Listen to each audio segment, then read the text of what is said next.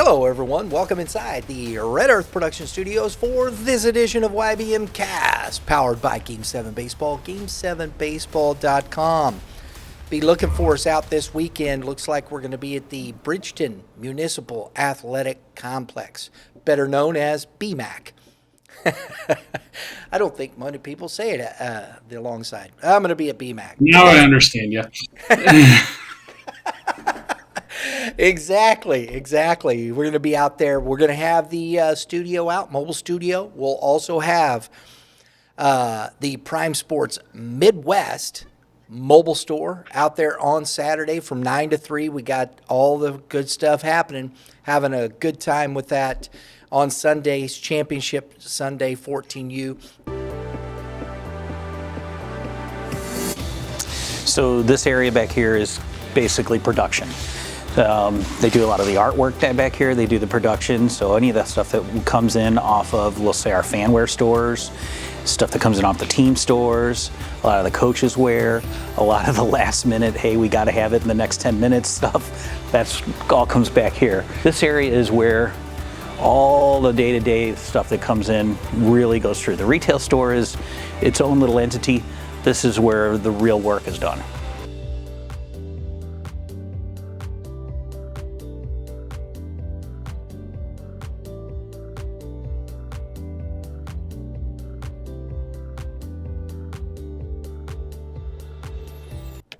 Kevin, there's some kids I got for you to watch, man. Saw some players from this past Sunday. 14U going into high school. Look pretty You good. got the next wave of them ready to go? That's what we're working on, bro. Working it for you. Perfect. Hey, any head start I can get helps. So. And as always, joining us on the Prime Sports Midwest call-in link is the guru himself, Kevin Mulder. How you doing, sir? Doing great. This is we are getting right down to it. Next week is go time, postseason baseball. So exciting and fun. Saw a young man behind the plate. Really enjoyed watching him play. Was with the Elite One Athletics. He's from Mexico, Missouri. Probably going to Mexico High School. Colton Dickey. Really good, solid catcher. Received the ball well and hits. Ball just gets off his bat, speed, athletic. Not maybe we'll see how he grows. He's not small, but he's not huge either. I don't even know how to say that, right? Well, yeah. He's an 8th grader. He's going to keep getting bigger, most likely, right? Exactly. Really liked his game, Kevin. And sometimes it's hard to get to those small schools like you've talked about, correct? It is, but there are sure some really good players that come out of those smaller towns a lot of the times. Absolutely. Sometimes you just don't know about them right away. Exactly. And one other kid that just jumps off, a 13-year-old, because this Columbia Aces team that we've seen at the I-70 Showdown and then again here at Cinco de Mayo tournament, 13U AAA team playing up in a 14U AA division. Always like to see, that challenge, and how they handle those extra 10 feet of bases, that extra 6 feet of pitching. Yeah. The shortstop, Maddox Kennedy, for the Columbia Aces stood out. This kid is athletic, makes plays at shortstop, and has thunder in that bat. And good frame, strong kid. Really like his game at shortstop. I think that's a kid. I think he's either probably Hickman or Rockbridge too, Kevin. Well, both of those programs crank out plenty of good players, so they're reloading, it sounds like. Yeah, so I'm not quite sure on that. Hopefully I'll find out, but really, and there's some other kids on that Aces team. I think Kruger, his first name's escaping me, Dane Bremer, slight build on the mound. He comes in after the first inning. They'd given up 4 runs in the championship game. Here comes this slight He's got some good height. Dane Bremer. Not going to blow you away, but he has this sweeping curveball that starts out at your behind you and then sweeps right over the plate. I mean, literally, these kids are like at 13.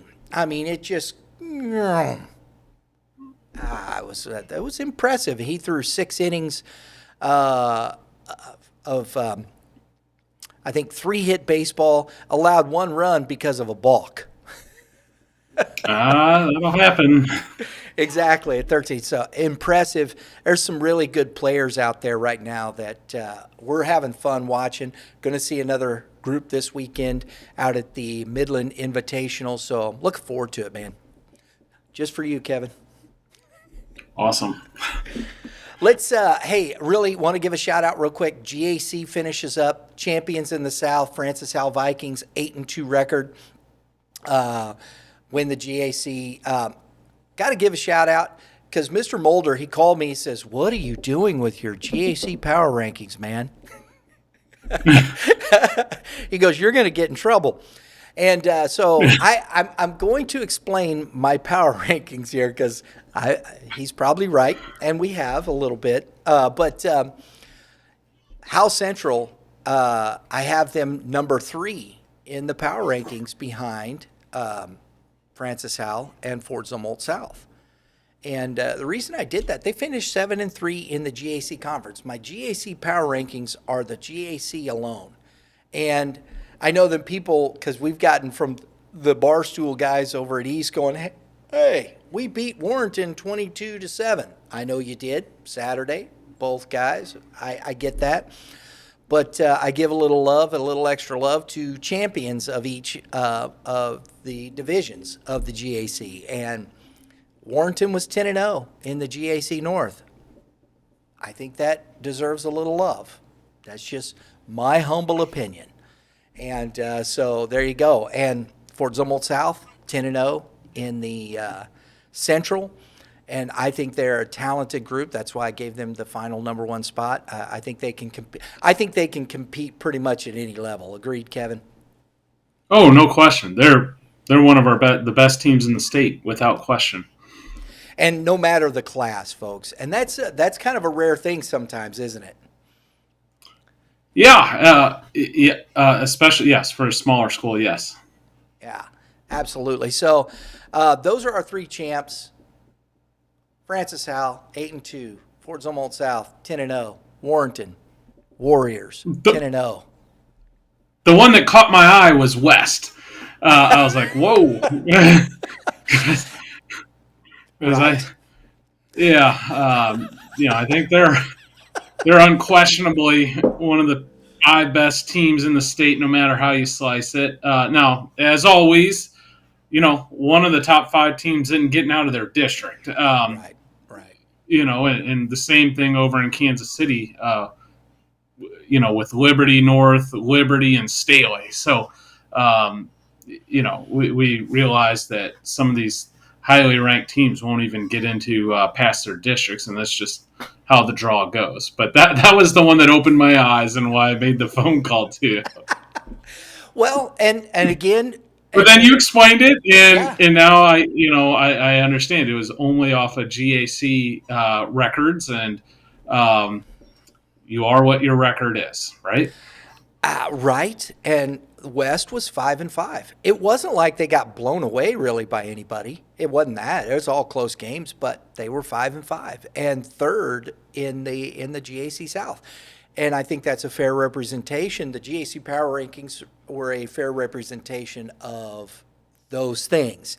And so I thought it bore a little explanation, correct? I think that's good for the people to hear an explanation. Yes, I Your agree. defense. Whether you like it or don't, you can shoot me a text, or not necessarily a text, but shoot Brian a comment text. below. Comment below. And there you go. But so Class 6, Kevin, we're waiting on the district, all the district seedings to get finished. Class 4 is finished. But folks, one of the things we decided to do with Class 4, because there's so much there, you could talk probably days on Class 4. We're going to wait till we get to sectionals, then we'll start dissecting that a little bit more. I think it'll be a little bit easier, clear everything away. Maybe you'll see some upsets in districts. Never know. Because I think there's some districts there that are going to be really difficult. There's a couple of districts in Class 4 that every team is 500 or above. And, I mean, that's just going to be hard. So we're going to wait and see a little bit there, Kevin. Sounds like a plan. The class, but Class 5 and 6, not everything is there. So Monday, we're going to be back on Monday. So mark this on your calendar. Special day, Monday. We're going to do the district seedings. We're going to check those out. Some predictions for Class 6 and Class 5 after all the seedings are done.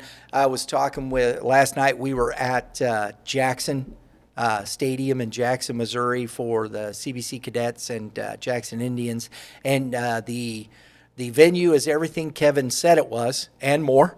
And the hospitality was outstanding. Those folks are so nice. You guys good? You need anything else? And it was just so nice.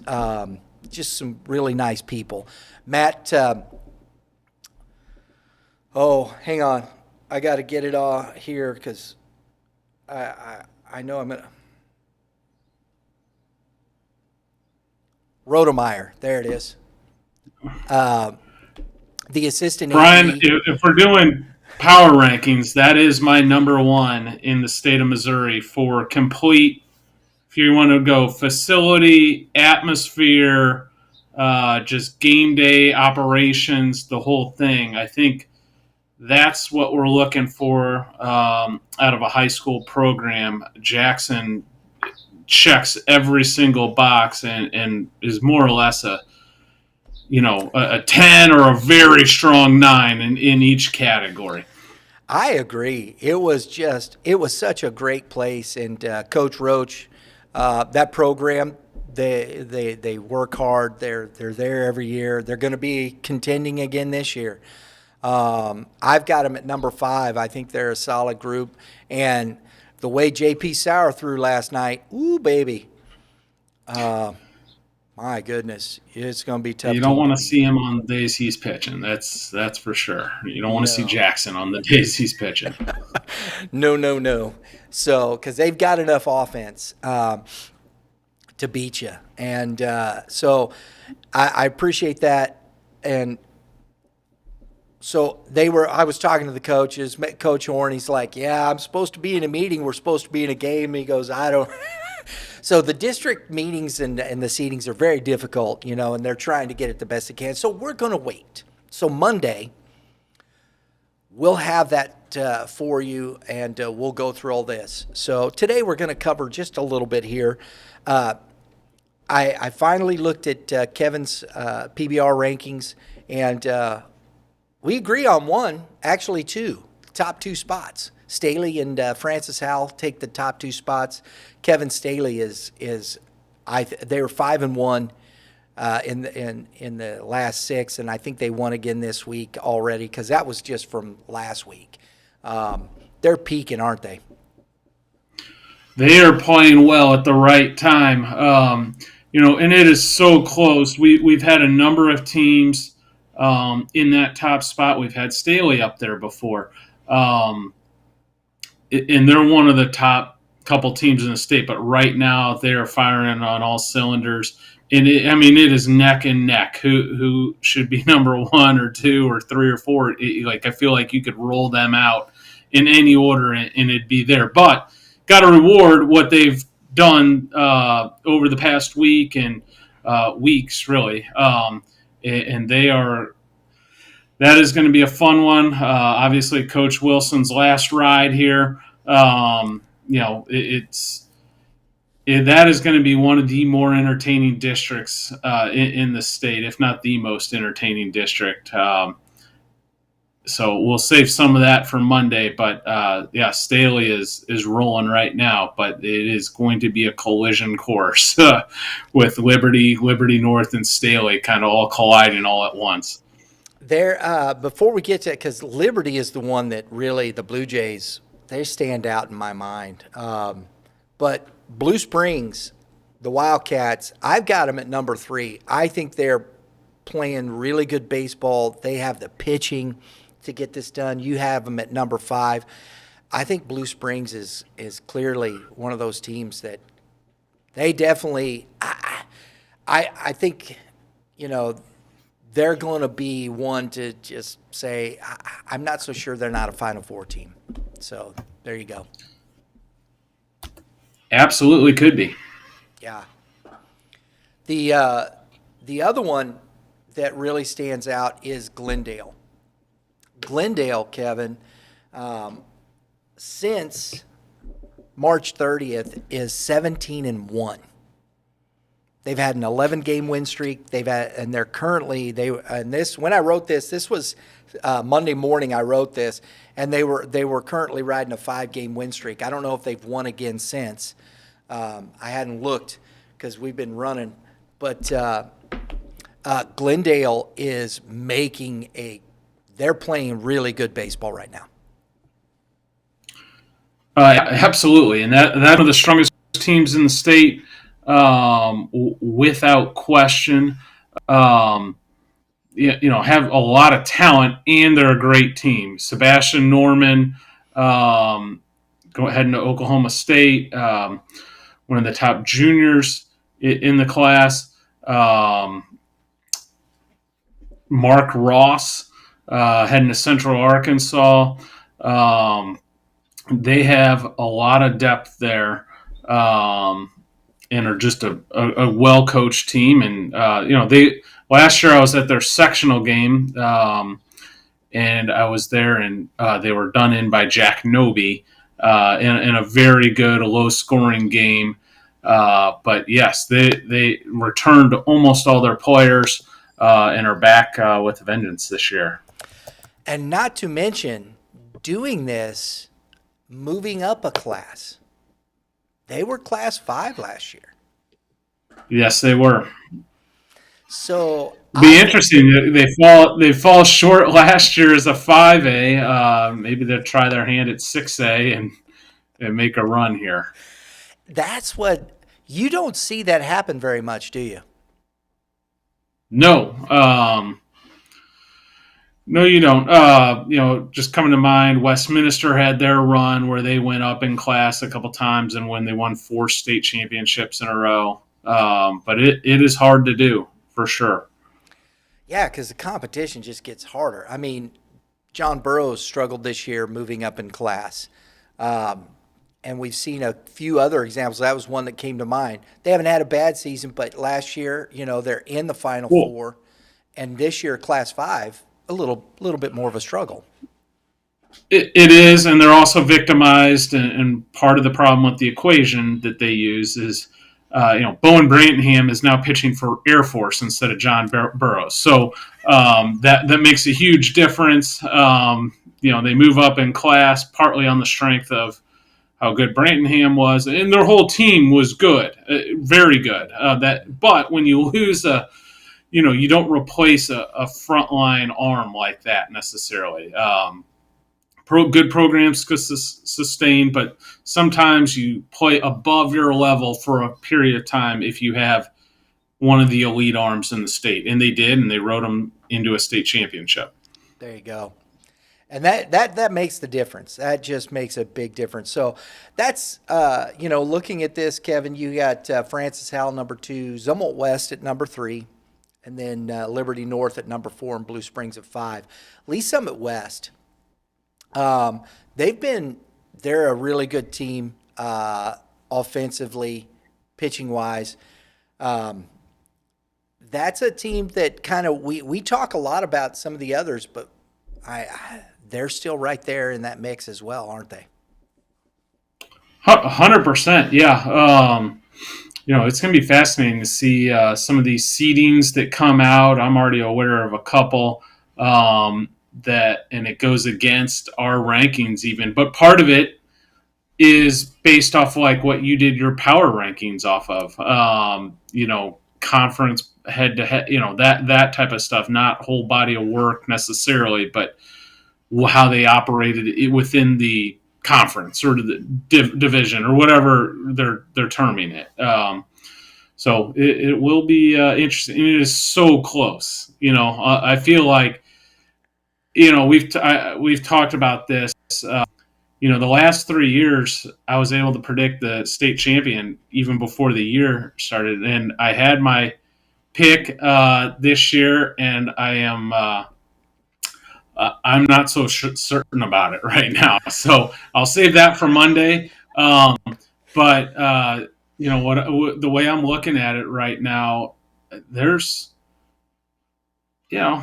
probably 6, maybe 7 teams that legitimately could win the state championship this year.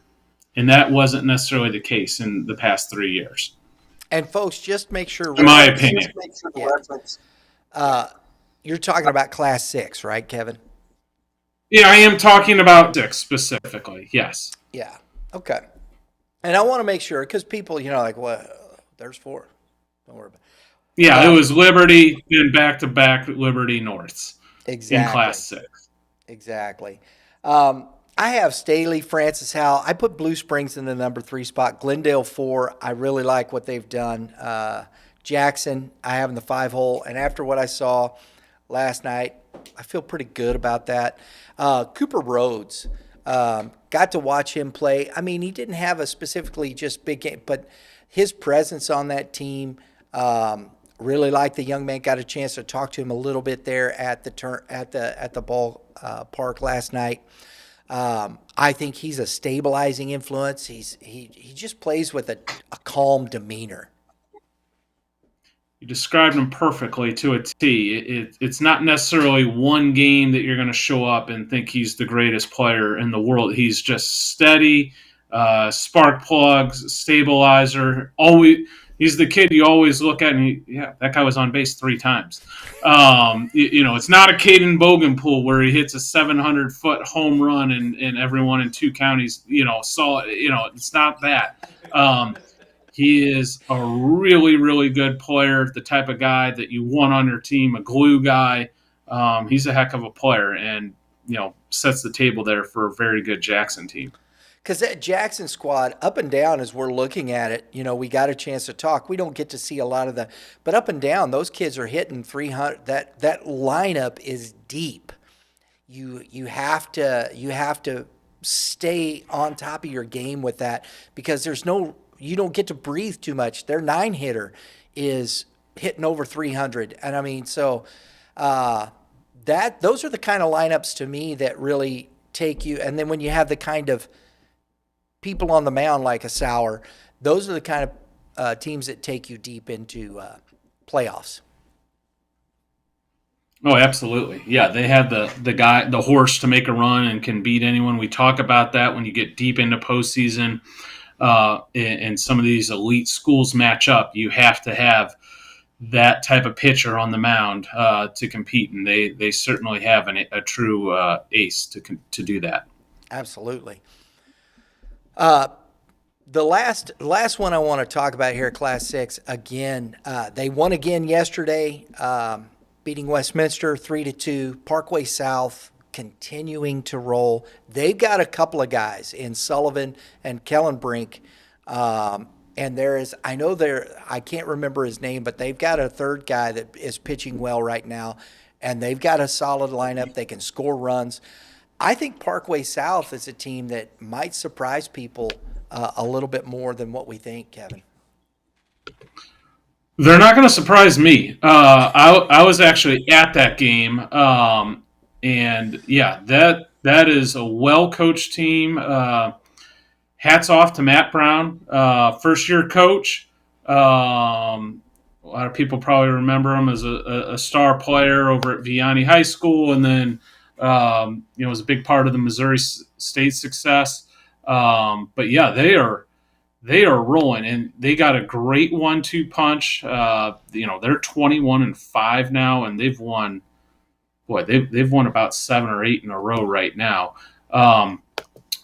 Kellenbrink was on the mound yesterday. The Mizzou commit, one of the top arms in the state, high pitchability lefty, can run it up to 90, 91. Luke Sullivan, statistically has been better than Kellenbrink. 6'4" guy with 3 pitches and upper 80s, can, touch a 90 here and there. So they got a true 1-2 punch. And then they got a kid named Nate Donovan that's 4-1 with a .5 ERA. Eddie Ahern, locking it down behind the plate, strong arm catcher, batting cleanup. He had the game winning hit yesterday, and he can also get on the mound and use him as a reliever and as an upper 80 guy, upper 80s guy. They have a sophomore center fielder named Jordan Schneider that actually delivered a 2 RBI hit to put him out front yesterday. This South team is for real. They're in a very, very deep district. It might not have the 2 that pop off the page or the 3 that do like District 8 or, the Zumwalt West and Hull. But boy, that district, I believe it's District 2. There's like six, 7 teams that are really good. That's a wild district. But South certainly has. Having that 1-2 is pretty good feeling. And I'm sliding their 3, who has a .5 ERA. So I should say top 3 that they have. So it's a good ball club. It really is. And, as much as we've talked about some of these, they're right there. You're going to need everything to get out of that district, definitely.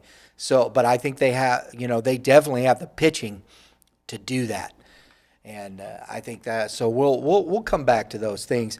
I want to touch real quick, just kind of finishing up Class 4 as we talked about. We're going to do that, but I want to bring up some of these names here because, Kevin, a lot of people, maybe unless you're, a Class 4 school, and even at that, you may only know a few teams around you. But, Blair Oaks we've had in the top 10 for the year. But what I want to look at is some of these teams in the bottom half of our top 20 rankings that I think can make some noise here.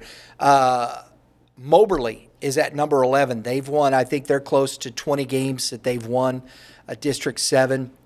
And they have 4 of the 5 teams with winning records. Sullivan at number 12. I've got them at number 12. I think Sullivan's a very good squad. They're going to be a tough team out.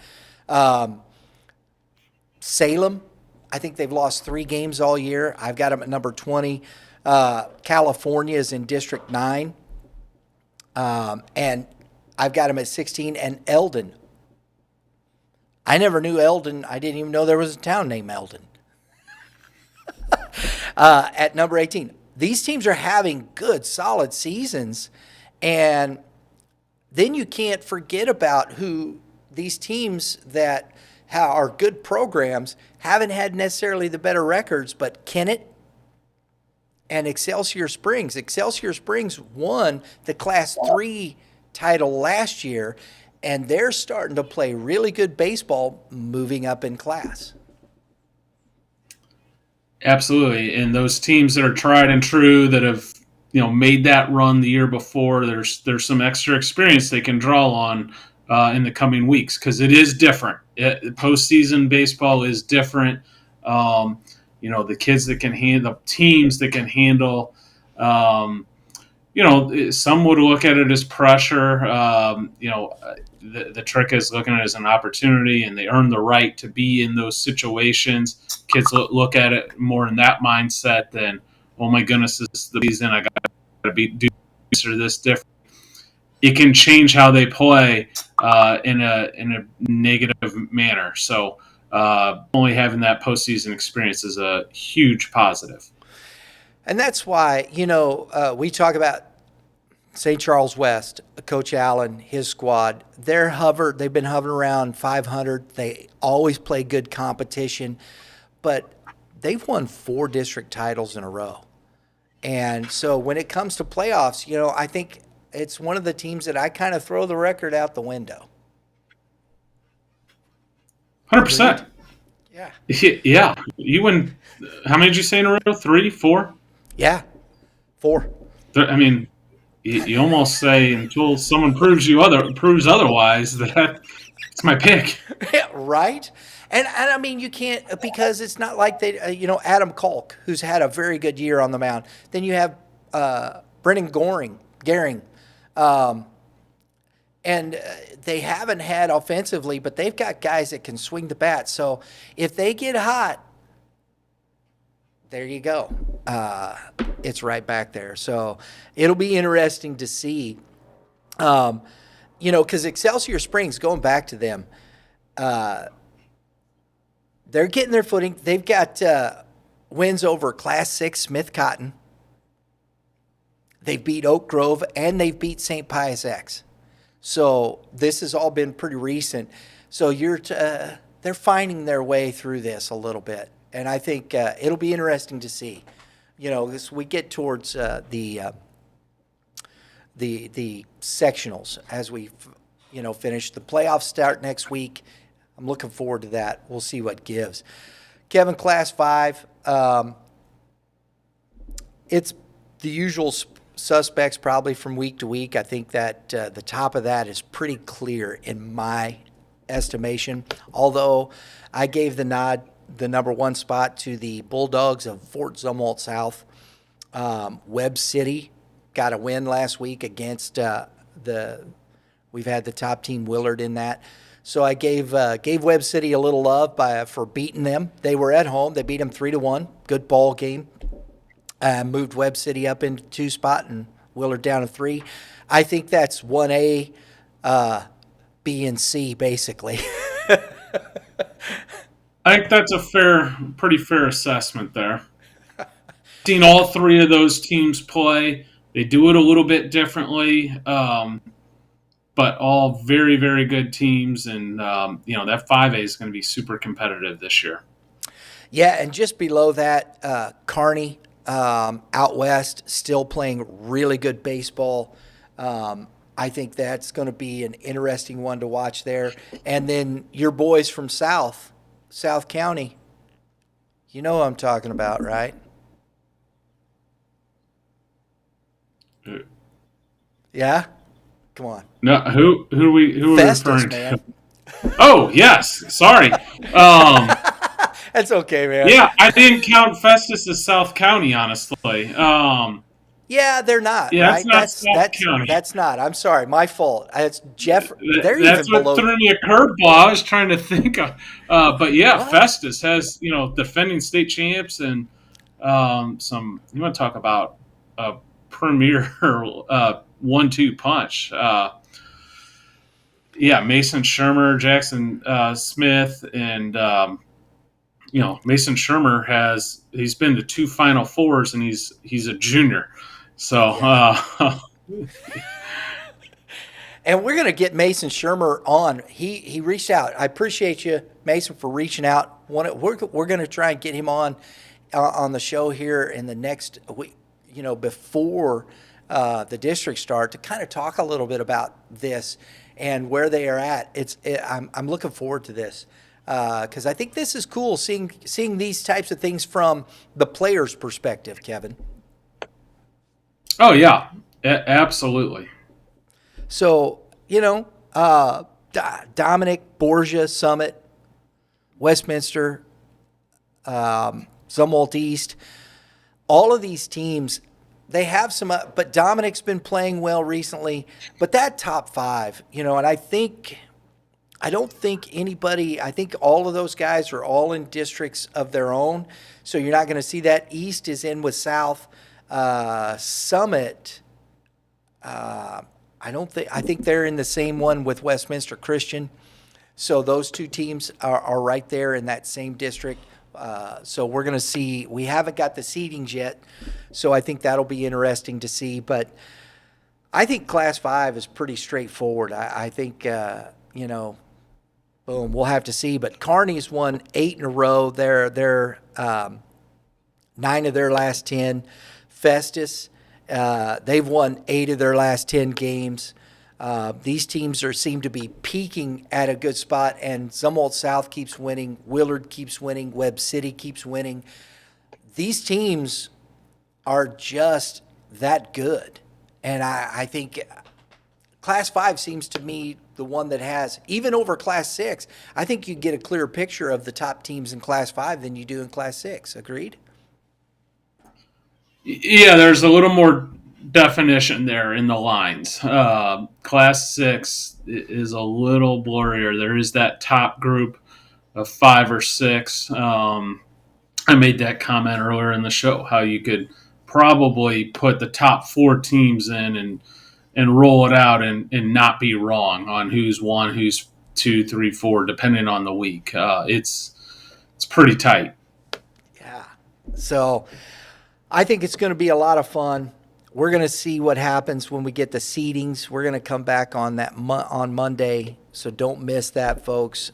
But Kevin, final thoughts as we finish up here. Conference is pretty much over.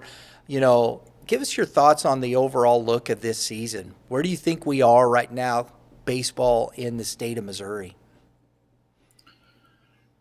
I think it's really, really good. A lot of positives.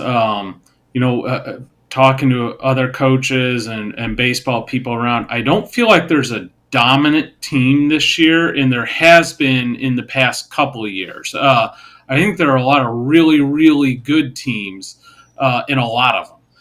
So it's going to make for a really fun postseason here at the 4, 5, and 6A level. There have been a couple of dominant 5A teams, but there's enough of them where they're going to run into each other. So that's going to be fun to watch. In the 6A, I've made mention of this. It's wide open this year. Francis Howell was my preseason pick this year. They've sustained some substantial injuries, but now they're also rolling right now. So they're winning games. Pitching never sleeps, and they got plenty of it. So it's going to be fascinating to watch the 6A districts, and obviously the sectional, and then the Final Four as well. So it's we're getting down to it. Everyone's kind of prepping this week, setting up their pitchers, getting ready for district play. We've had some tough weather. There's been some games played. There's been some games canceled. Today, is looking like a wash, but then we're going to have, better weather Thursday, Friday, and Saturday for those that are playing that day. But everyone's going to kind of be setting up their teams, getting ready for districts. So it's going to be fun. I'm looking forward to the end of the week, even just to see these seedings and, start looking at these matchups and planning out the week next week, figure out what games I'm going to. Very good. Very good. Folks, tomorrow, because there won't be any rain, and it's on turf, which is a positive, we will be in Ashland, Missouri at Southern Boone High School. The Father Tolton folks will be rolling into Ashland for Class 4 top 5 matchup. That's a great chance to be a preview of the district championship game. Two of the top teams in that class, and they're in the same district. It's kind of how it goes. We talked about that at the 6A, and it happens at some of the small schools, smaller classes as well. I think it's even more unfair at the small class level. Because there's some major discrepancy in some of the districts. But that's fine. It's not intentional. It's just kind of more geographical than anything else. But that's going to be a high-level game. Father Tolton, great team, a lot of really good players. And Southern Boone is rolling. Same thing, one of the best coaches in the state, and a great facility and a cool place to watch a game. You're going to enjoy that. Yeah, I'm looking forward to that, and that's our finale for the year. So I'm excited to bring that to you folks. So make sure you tune in if you want to see some. This is why we're doing these Missouri Showcase games, showcasing these types of teams that a lot of people may not get to see or know much about, and are very, very good. And so we're excited about it. So make sure tomorrow afternoon. We got a 5 o'clock start. Pre-game starts at 4:45. Looking forward to it. Again, Southern Boone hosting Father Tolton Catholic. Kevin, as always, buddy, thank you for the knowledge. Appreciate it. Yeah. Hey, I'm going to give you a trivia question for your game. I'll give it to you right now. Name the only Missouri coach to win three state championships at 3 different classes. Well, since we're talking about Southern Boone, I'm going to say it's Brian Ash. It is Brian Ash. I knew he was. Just got you a little information. You can, some filler right there for your game on Thursday. That's awesome. I knew it was Jeff City. Where else? Southern Boone, and I know he was at Jeff City. Right? I think he won multiple. And they switched classes. He won at Jeff City. At Jeff City. When they were Class 5, he won, and then at Class 6, right? 6. And then 4A Southern Boone. Yes. All right. There you go. Look at that. Dropping more knowledge. I love it. That is great. That is good stuff. That is good. I love that kind of thing because, getting to learn more about the schools, the coaches, who they are, because, man, we're not going to see one of these teams in the sectionals. No, that's right. So that's unfortunate, but the way it is. Folks, thanks for tuning in. Please, if you like what we're doing, hit the subscribe button right down there. Hit the dinger next to it because that's what we do. We hit dingers, and that gets you all your notifications for upcoming episodes such as this. Monday, we'll be back talking district seedings, getting our predictions, talking up some good baseball. Thanks for tuning in. Everybody have a great day in the Lord. Kevin, give the pitchers some advice. Keep throwing strikes. Hitters, hit a dinger or two. We'll see y'all next time.